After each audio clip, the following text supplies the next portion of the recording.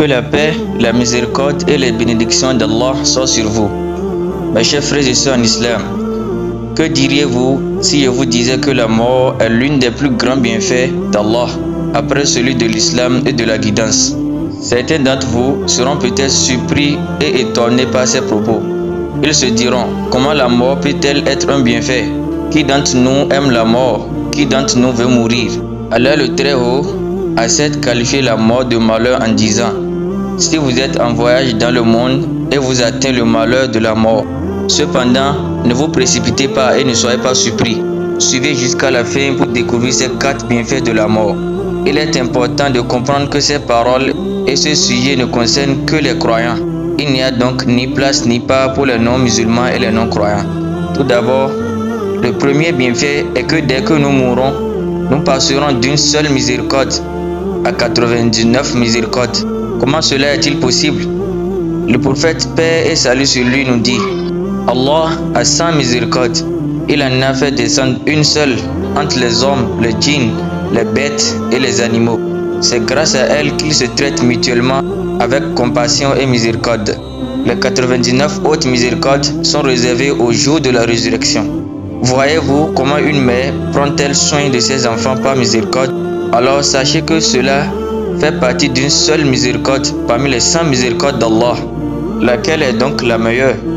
Cette seule miséricorde que nous partageons entre nous, ou les 99 autres miséricordes qui sont après la mort, au jour du jugement? Le second bienfait est que dès que nous mourrons, nous quitterons la demeure de la fatigue pour la demeure du repos. Nous savons tous que cette vie n'est pas faite pour personne, car elle est la demeure des soucis, des chagrins, de l'angoisse et des épreuves. Alors, dès que le croyant meurt, on dit bien le croyant, sa situation changera complètement. Il quittera cette demeure pour la demeure du bonheur, de miséricorde et de la tranquillité.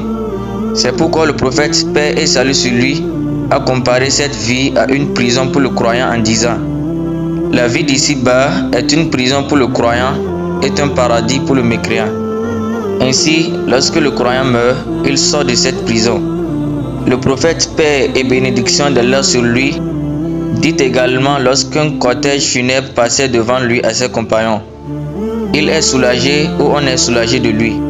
Ceux-ci lui demandaient: que signifie cela, ô messager d'Allah? Il dit: le serviteur croyant, lorsqu'il meurt, il est soulagé des épreuves et des fatigues de la vie d'ici-bas pour la miséricorde d'Allah.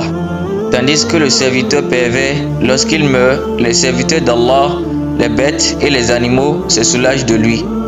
Le troisième bienfait et l'un des plus grands bienfaits de la mort est la rencontre avec Allah. Par Allah, mes frères et sœurs, qui d'entre vous n'aimerait-il pas rencontrer Allah? Tout le monde voudra. Alors dès que nous mourrons, nous rencontrerons Allah, exalté soit-il.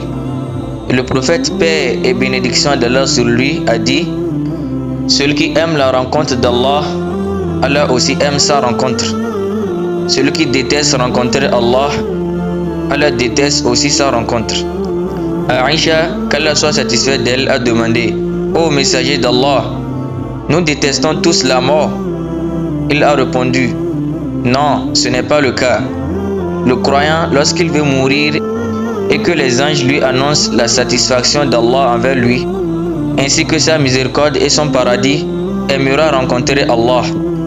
Et Allah aimera également sa rencontre. Quant au mécréant, lorsqu'il veut mourir et qu'on l'informe du châtiment et de la colère d'Allah envers lui, il détestera immédiatement rencontrer Allah. Et Allah détestera aussi sa rencontre. Nous voulons tous rencontrer Allah, mais cette rencontre ne se fera qu'après la mort. Le quatrième bienfait est la rencontre avec nos proches. Il est bien connu que la mort est inévitable, mais la séparation est douloureuse. Cependant, la mort est la meilleure occasion pour rencontrer ses proches. Allah dit: ceux qui obéissent à Allah et aux messagers seront avec ceux qu'Allah a comblés de ses bienfaits, les prophètes, les véridiques, les martyrs et les vertueux. Et quelle bonne compagnie que celle-là! Ainsi, dès que nous mourrons, nous rencontrerons nos proches croyants, ainsi que notre bien-aimé prophète et ses compagnons. de même que tous les prophètes et messagers d'Allah. Donc, chers frères et sœurs en islam, ne créons pas la mort, mais préparons-nous plutôt pour elle, avec des bonnes actions et en étant pieux. Allah est le plus savant.